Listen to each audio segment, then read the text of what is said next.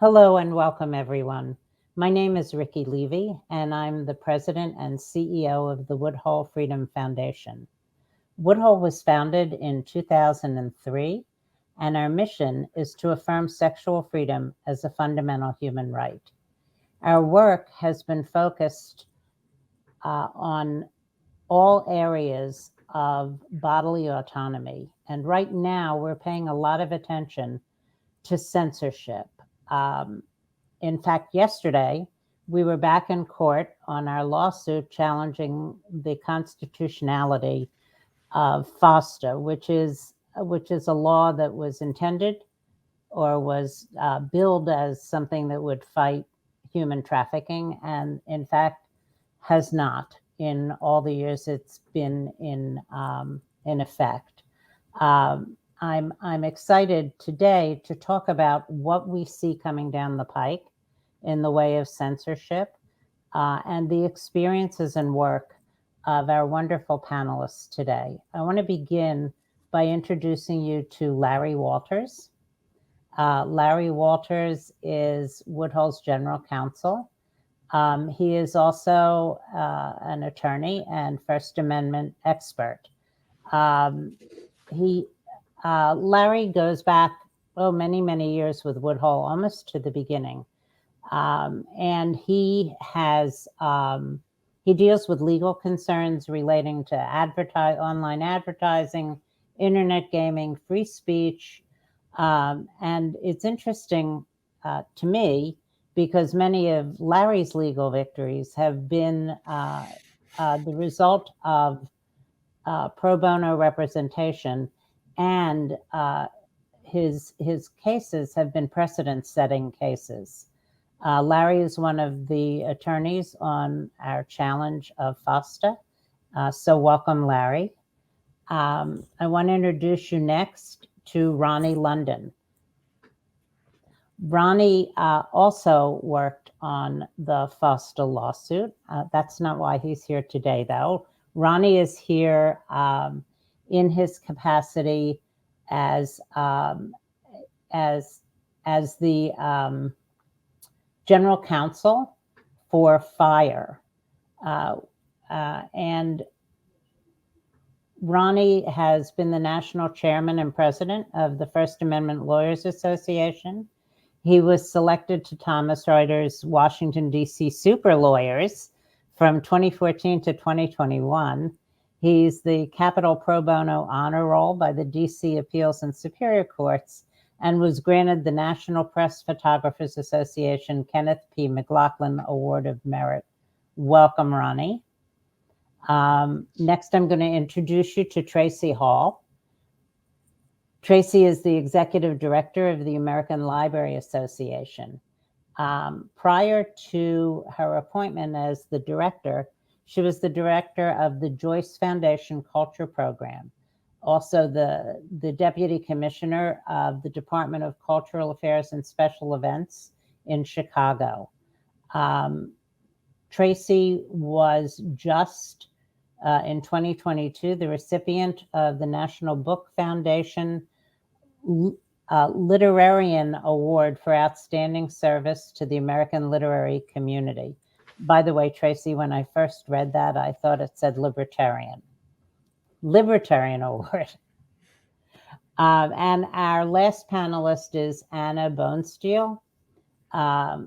They are the strategic response manager at Fight for the Future, an artist and a writer who likes to test the connections between art, technology, and governance. Before being with Fight for the Future, they supported the youth-led Providence Student Union and were a strategist at a financial firm. I also want to thank our ASL providers, Jeremy Sheffield from Sheffield Interpreting. So the First Amendment. The First Amendment is supposed to protect the speech of Americans from government interference. And we think it's the cornerstone of our democracy. But free speech is under attack. And that's part of a movement to control the free flow of ideas, especially if those ideas are about race, gender, sexuality, or even history.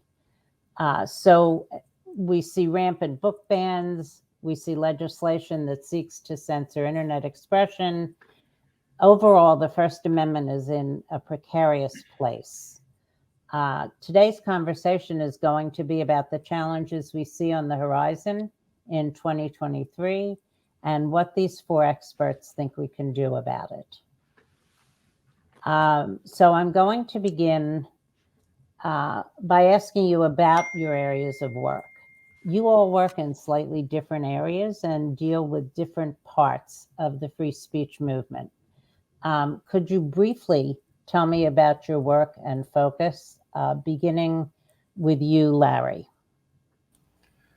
Sure. Thank you for that, Ricky, and I appreciate Woodhull putting on this presentation on a very important issue of censorship. My involvement in free speech and First Amendment issues is as a lawyer. I'm in private practice with Walters Law Group. We're based in Florida, but we represent clients nationwide, actually worldwide, on free speech and censorship issues. We've been working in this field. I've been a lawyer in this field for over 30 years, and my practice tends to focus on representing website operators, as well as nonprofits, media outlets, advertisers, but heavily in the internet censorship field. We represent a lot of online platforms and hosts and websites that deal in controversial content, largely in the adult entertainment, sexual freedom field, as well as you mentioned, gaming, politics, you name it. If the government wants to censor it, we're probably involved in defending it in some way. And so that's been the focus of my practice. As you mentioned, I'm also general counsel for Woodhull, which I'm thrilled to be. We've enjoyed representing Woodhull as general counsel for almost, I guess, about 10 years. And I think your work is just incredibly important as we see the inevitable efforts to censor sexual freedom on the internet and every other type of medium, but a particular effort recently to drive adult-oriented content or sexually oriented material off of the internet. And I think we'll be talking a little bit about that in our presentations, but that's a little bit about what I do. Thank you. Thank you. And we've enjoyed having you as our general counsel. So Ronnie, would you tell us a little bit about FIRE and about your work with FIRE? Sure thing, and thanks for having me here, Ricky. And thank you for mentioning that I was president of the First Amendment Lawyers Association, but I would be remiss if I didn't mention that Larry was also president of the First Amendment Lawyers Association, and he did it before me and better. So the Foundation for Individual Rights and Expression, we were, for the first 20, slightly more years of our existence, the Foundation for Individual Rights in Education, and we dealt with academic freedom, student and faculty free speech, due process rights on campus, all in higher education. Now, as you mentioned, we are at a place where the First Amendment is in kind of a precarious position, and we recognize that as well. And so that's why last year we expanded the scope of our operations and changed our names to the Foundation for Individual Rights and Expression, now taking on all aspects of the First Amendment and protecting free speech, and also helping to develop and ensure the safety of free speech culture, because part of what the First Amendment involves is the protection against government incursion, but it also requires to have a populace that's willing to allow for free and open expression. And that also, as we'll probably get to, is taking a bit of a hit lately. And so we've been bringing new cases in addition to the educationally involved cases that we've traditionally taken. We've challenged the Stop Woke Act down in Florida, Larry's stomping grounds. But more recently, as part of the expansion, we've done things like challenge New York's online hate speech law, a mayor in East Point, Michigan, who had taken to shouting down her constituents when she was running city council meetings, the New York Senate blocking comments and viewing on its Twitter feed by those who are critical of the Senate. And we've also expanded our amicus work. We participated in the Virginia book banning case. We participated in the Supreme Court and at the Circuit Court of a guy who was arrested for posting a parody Facebook page of his local police. We are also involved in the case involving a challenge to Texas's electronic harassment law.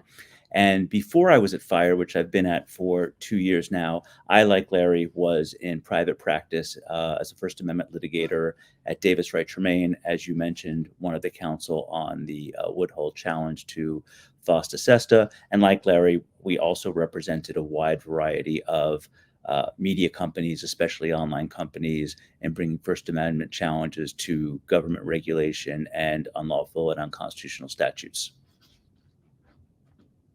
Thanks, Ronnie.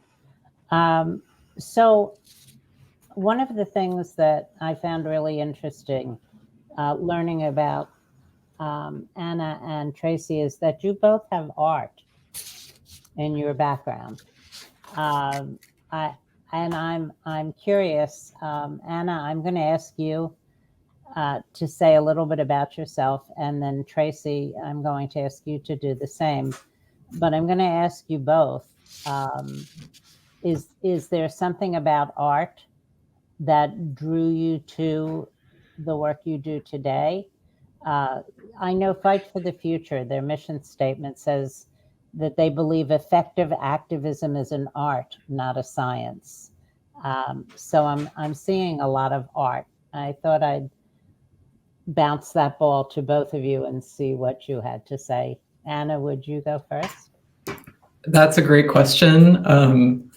Thanks for reading that in my bio and bringing it up. I will get to the question after I talk a little bit about the work at Fight for the Future. And I'm sure the threads will weave together in interesting ways. Artistically. Yes, exactly. So yes, I'm here from the digital rights group Fight for the Future, and we're known for organizing some of the largest online protests in history. And our earliest work was kind of in the arena of net neutrality, but we've worked on a lot of stuff from facial recognition to big tech antitrust and other forms of surveillance and censorship. The big umbrella, I'd say, is we're trying to make technology work for human rights and for self-expression, and we're trying to cut down on those use cases that attempt to use the greater power of technology to censor and surveil us. So at Fight, my title is Strategic Response Manager, and it's kind of a word salad, but what it means is I work on those things that pop up really quickly that we'd like to take action on in a concerted way very rapidly. So I've managed campaigns against things, for example, like the Earn It Act and the Safe Tech Act, both pieces of legislation that wanted to punch holes in Section 230. Actually, one of my first projects at Fight for the Future was building grassroots support around the Safe Sex Worker Study Act, which is part of that larger effort to get SESTA FOSTA struck down. So I'm really grateful for both the lawyers' work on that issue, and I'm excited to hear what comes out of these arguments today. And currently I'm working more on efforts to regulate abortion speech, which are new incursions and, well, repeats of historical work to regulate medical and abortion information for everyone. But we've seen, obviously, a lot of that popping up post the repeal of Roe v. Wade. So yeah, I'm monitoring that a lot recently.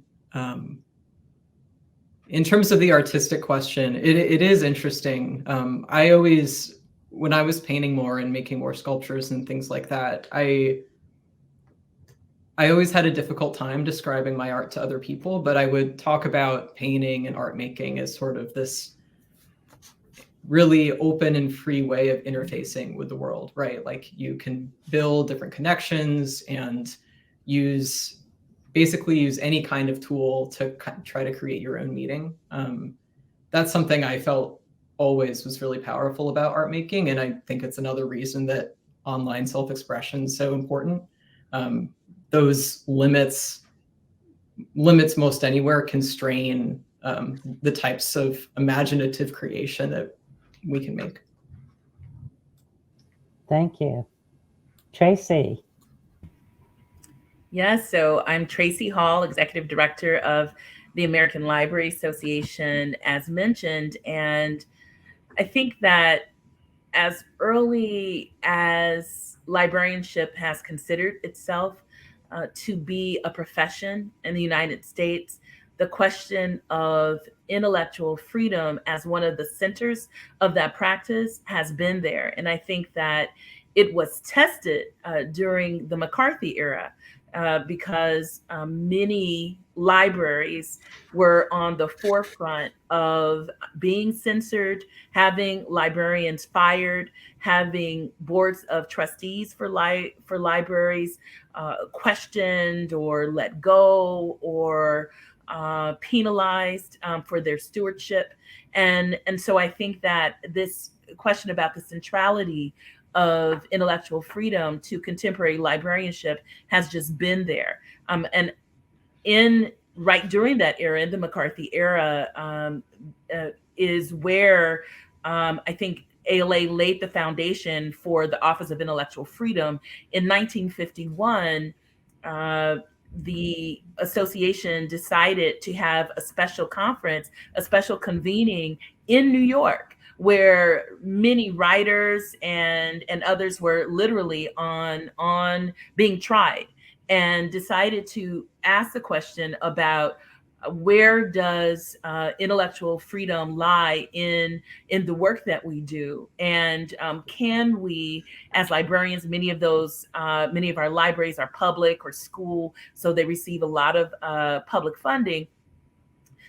Do we follow the status quo, or is there something in our practice that means that we have to stand for intellectual freedom, even when that stand might not be popular or populist? And in 1951, the decision was that the right to read was at the heart of librarianship. And so we must stand for the right to read. In 1953, the association came back in Los Angeles this time, in Anaheim, and asked a question about collection development. So we'll fight for the right to read, but should we also fight to protect the collection and dissemination, the free collection and free dissemination of reading materials throughout libraries to all users? Is that also a part of our foundation? And again, the body of the association said yes. And both of those meetings and a lot of other things that I'll skip because of time actually led to the foundation, to the founding of the Office for Intellectual Freedom at the association, which has been alive and well for over 60 years, and now is seeing some of the highest levels of censorship we've ever seen, certainly more than even in the McCarthy era. So I want to say that, and I want to talk about the fact that two other things that I think are important. It's enough to say that these things are important, but then how do your members act? What did librarians do as a response? One thing that happened is that in facing the question of race and segregation, is that the Library Association in the 50s also honored a group of Black women under Delta Sigma Theta, a sorority, who had taken it upon themselves, living in the North, living around New York, to buy a bus and to buy collections of materials that would be of interest to Black readers, and to bring bookmobiles into the South and to pay for those bookmobiles to go to communities where Black people did not have the same access or any access to public libraries. And in the 50s, ALA would recognize that work and actually give one of its highest awards to that group of Black women. And then later in the 60s, the association would become the first professional association to march in a gay pride parade under the auspices of its Rainbow Roundtable. So I want to say those things because I think that when it comes to fighting censorship today, one thing that I am really heartened by is that ALA is continuing work, and it has always, at least in these two areas, walked the talk. Now, how did I become involved in ALA as a young artist who was a poet and a playwright, and also directing a homeless shelter in Los Angeles, when I started to take a lot of our patrons to the library so that they could get a library card, which would become, like, for some of them, maybe the only ID they had at the time. I started to see how libraries would grant library cards to people who were unhoused without as many barriers as those individuals faced in other places. And I was hooked. By the time I got my first library job, I was an artist who was becoming a librarian. I went to library school, started working for Seattle Public Library, went to library school, and I was an artist who was becoming a librarian. And I think now I'm a librarian who happens to be an artist. So I think in the same way that we've heard from Anna, there's something very textual in both, and I think that in both expressions, challenging and disrupting is our job. So I think I've tried to do that both as an artist, arts administrator, and now as a librarian and as executive director of ALA. Thank you, Tracie. So I would imagine everyone has heard the phrase, you can't shout fire in a crowded theater, that's an exception to the First Amendment. But is it, Larry? Well, not if there's a fire. But yeah, that's a common refrain that has been used to try to illustrate that there are some limits as to what speech is protected by the First Amendment. Not a particularly apt phrase these days. The case law has evolved far beyond that. But examples of unprotected speech be things like underage content, child pornography, or defamation, or national security threats, obscenity. So there are some limits to the First Amendment, which have been created by the United States Supreme Court. But the presumption is that all speech is protected by the First Amendment. So you said terrorism. National security threats. National security, yes. So the position of troops on the battlefield is a common example of something that the government would could validly censor and keep the media from reporting on. How about at schools, Ronnie? Where we've read about First Amendment zones or free speech zones, which to me seems a little counterintuitive, since free speech is the foundation. So what's going on at schools? Well, the first part of that is you have to ask, what kind of school are you talking about? College. Are you talking about, okay, if you're talking about higher education, and then further beyond that, are we talking about public schools or private schools? Because your rights are different in different places. The First Amendment, as you mentioned, protects you from government regulation of your speech. If you are at a private college, it is not operated by a government body, and that's true even if it receives federal funding or subject to things like Title IX. But they do often make free speech promises that can sometimes be enforced on a basis of contract law. But in any event, especially at public colleges and universities, you mentioned free speech zones. And, you're right. It seems like a bit of an odd thing, because typically public colleges are built on public land. They are open to the public, generally speaking. And, public open places have always been, from time immemorial, places where free speech is permitted, and they are often public forums. And when you talk about free speech zones, what you're really talking about is attempts by universities, generally, almost always illegitimate, to say this part of the campus over here is our free speech zone. If you want to engage in free speech for the passersby or those the campus community, you go to the free speech zone and do that. Of course, they're always somewhere like off on the edge of campus that nobody passes by, or they're in a little swampy area that nobody wants to come to. Or I've seen schools where they have a free speech concrete patch, 10 feet, if that, square or free speech gazebo. And generally speaking, it's not permissible for the government in a large campus that is on public land to restrict free expression to a little tiny, relatively speaking, postage stamp part of the campus. And when I was in private practice, we did an initiative for FIRE called Stand Up for Speech, where we would bring litigation across the country to a variety of unconstitutional regulations or restrictions on campus. And one of the common ones was free speech zones. And the case law is actually pretty strong that, you can't restrict, free all speech on matters of public concern, or any matter for that matter, to little tiny pieces of campus. In fact, we had one case where a student was told that he was handing out constitutions on Constitution Day, that he couldn't do that without advance permission and going to the registrar's office and signing up for an opportunity to do so in the free speech zone, which of course he could, get his turn a month or so later, far away from Constitution Day. That type of thing is unconstitutional.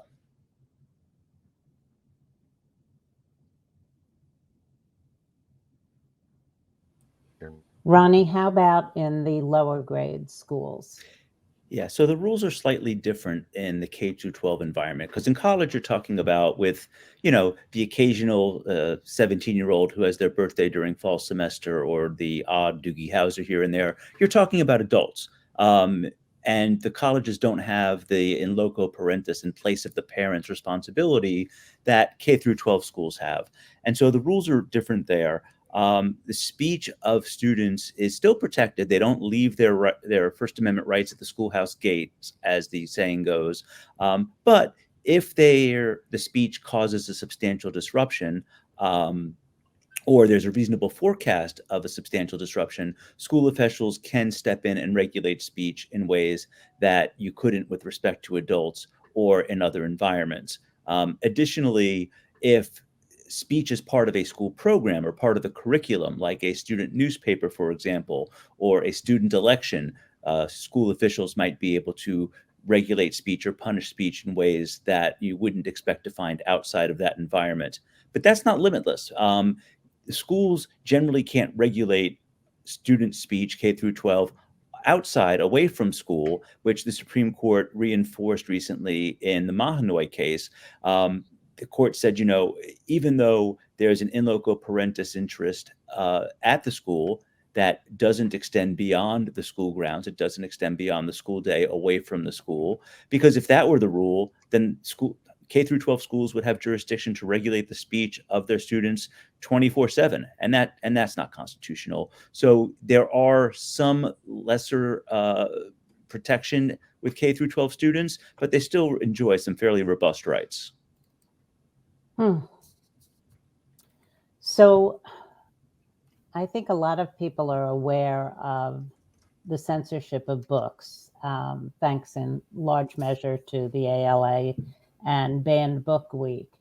But internet censorship is something that if you haven't experienced it yourself, I think you are much less aware of how pervasive it is and how dangerous it is to the lives that we lead today. Anna, what is Fight for the Future doing about internet speech censorship? Yeah, so it's a big question, and a lot's going on all the time. We see a lot of attempts to legislate the internet that are misguided or just point blank dangerous. So from a kind of policy standpoint, in 2022, a little bit before, we've seen this further development of a kind of unholy alliance between Democrats and Republicans on the issue of internet censorship. And what that looks like is Republicans are quite literally trying to restrict our speech and censor diverse voices and restrict our rights. And this is taking the form of laws that would, for example, ban certain content about gender diversity or race or sexuality from the internet. And Democrats, unfortunately, have gotten on board with some of this legislation because it helps them look really harsh against big tech. And big tech is having a very unpopular year, a couple of years, right? So an excellent example of this is the recent bill, well, one that keeps coming back from the dead, COSA, or the Kids Online Safety Act. Right. This is a bipartisan bill, unfortunately, and it was going to require websites to censor basically anything that fit in this huge bucket of like harmful content. So this was going to have a devastating impact on the internet. It would have stopped kids from being able to access information that could have saved their lives. It was going to have probably the largest chilling effect on online free expression that we've ever seen.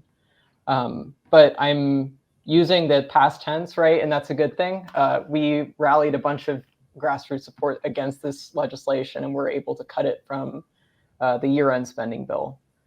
So that was one kind of success of our organization over the last year. We're going to be watching for these kind of zombie bills to pop up, and we're going to continue to push them down. Sometimes it feels like the grassroots opposition is one of the key levers in preventing this Republican Democrat, the unholy alliance from moving forward and restricting our rights online. Will Creeley from FIRE said in August when he spoke at our Sexual Freedom Summit, he said it's going to take an army to stop censorship. And I think that's what you're talking about when you say the grassroots pushback. And I certainly agree with him. Larry, you represent the easiest target, you frequently represent the easiest targets for internet censorship. What do you see coming down the line in censoring of sex, sexuality, pleasure, adult entertainment? What do you see facing us in 2023 and beyond? Well, we touched on it a little bit in discussing how far the government can go in connection with schools, and Ronnie made the point that if it's a public school, then there's First Amendment rights, but if it's a private school, then the First Amendment doesn't apply, and that really is critical in analyzing what's coming down the pipe and what's happening now with online censorship.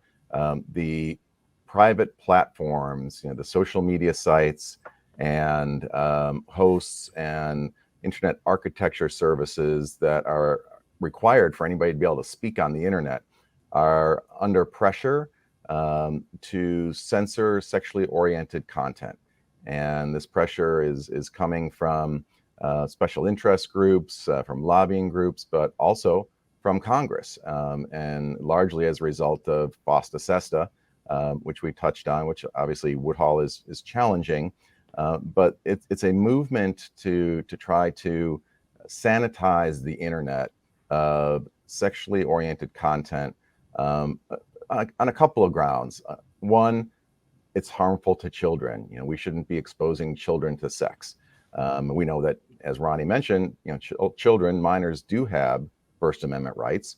They have a right to read, they have a right of access. There's certainly age-appropriate content.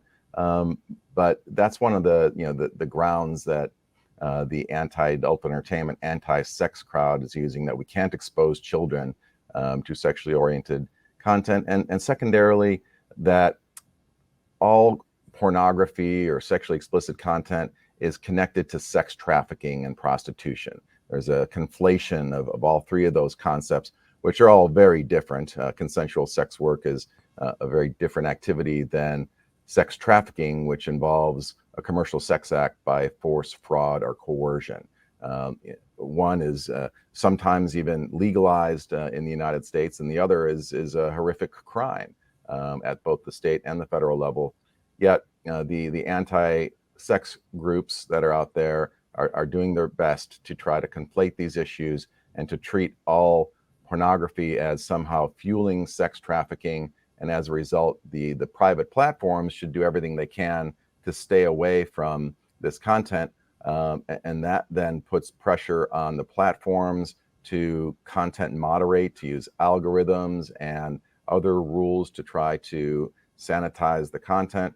It puts pressure on other private service providers like banks and credit card processors to attempt to impose rules or policies or restrictions on what rules the platforms must follow in order to allow such content on the internet. And as a result, you see these community guidelines and terms of service, which increasingly prohibit vast amounts of otherwise protected speech relating to sex and human sexuality being forced off the internet, being moderated by both human individual moderators at platforms and by algorithms, so that the access to information about sex education, human sexuality is being significantly inhibited. Payment processors are continuing to enforce Byzantine rules and restrictions that the platforms have to follow, that are then passed down to performers to try to gather up all kinds of documents and records and go through verification services to try to be able to present the content on the internet. But all of this is actions, or are actions by private entities, private platforms, private banks and service providers, nudged by Congress, nudged by special interest groups, but they're actions by private entities. And so, we can't go into court and say, this is a violation of the First Amendment. We can't get an injunction against, a large platform service provider and say, you can't censor this.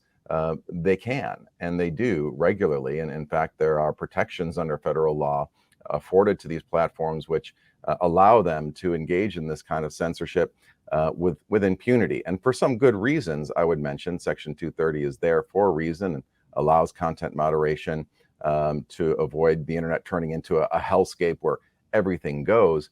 But the policies behind Section 230 are often being twisted in a way that now is forcing platform operators into complying with these demands, sanitizing content so that everything is available and acceptable only for children, that adults can't access their version of the internet without offending some of the powers that be. And so, we're seeing efforts to further amend Section 230 immunity so that there would be liability for more types of sexually oriented content on the internet, and that platforms could be sued by alleged victims of either prostitution or underage content distribution or sex trafficking, all of which creates incentives to censor content by these private platforms.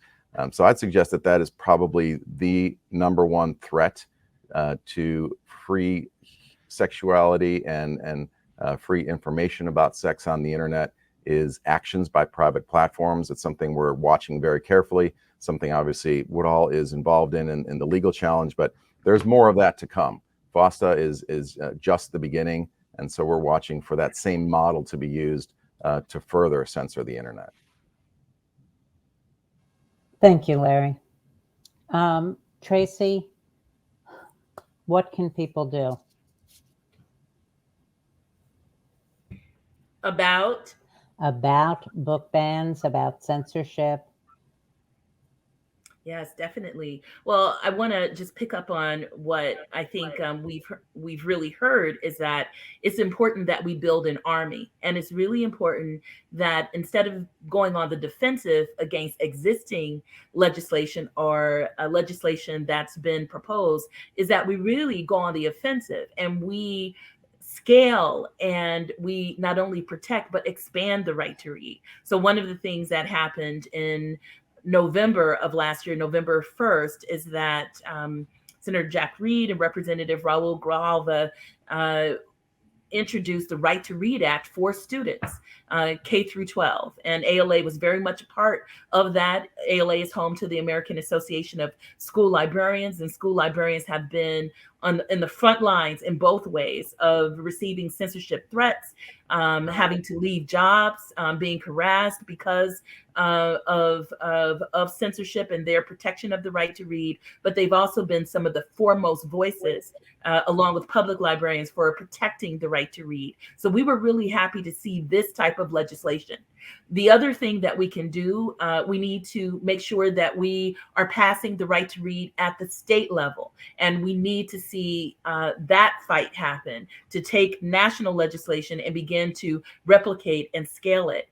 The American Library Association has also joined with over 90 partners in a campaign. ALA created the first national campaign to resist censorship, which is Unite Against Book Bans. Anyone listening can go to uniteagainstbookbans.org and learn how they can organize their community or their institution, their organization, and how they can join in this effort to resist something that is so fundamental, because we know that when freedom of speech slips, that it actually creates a slippery slope for all of our other rights. And so we definitely have to protect that. Lastly, what I would say is organize in your community. I live in Chicago, and in my neighborhood, my neighbors organized and came together to create a banned books club. And so we're reading banned books.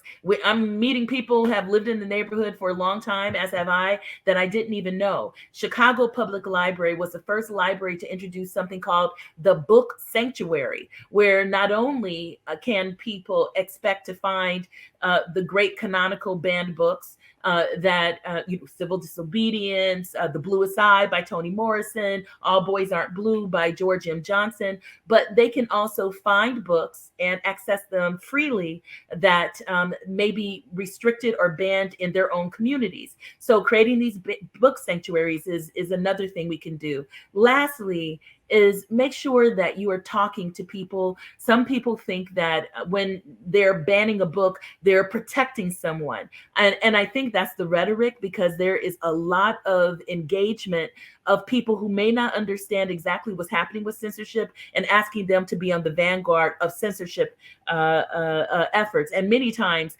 many of the books that are banned, people are taking one page out of a 214, 300-page book and saying this book should be banned because of this sentence. Oftentimes, these books are not being read in context and understanding that it is an author who is writing about a range of experiences or a history that includes a lot of different milestones. Sometimes people are really nitpicking one line, and I actually think if they read the entire book, they'd be embarrassed to have been utilized in that way. So educate yourself, educate each other, and understand that freedom of speech is foundational to a democracy. When people understand that, not only will we resist, but we can get organized and we can make what is happening now something that hopefully will disappear really, really quickly and dissipate quickly.